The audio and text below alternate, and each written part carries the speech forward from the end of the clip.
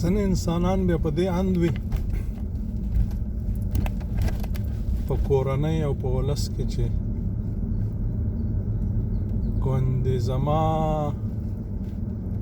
په دې کورنۍ یا په دې ولس کې زیږېدل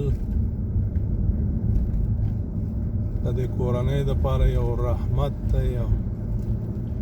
که زه نه وای هېڅ به نه وای یعنې ډېر متکبرانه انداز سره ژوند کوي په میرمنو په مور و پلار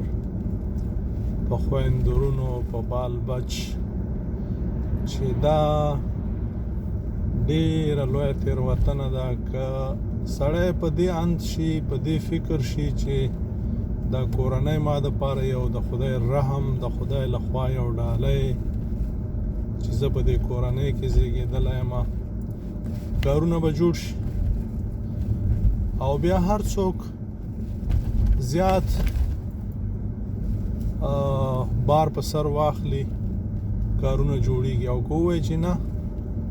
زه به پروت یم زه به خوبونه کوم زه به ښه خورم زه به ښه اغوندم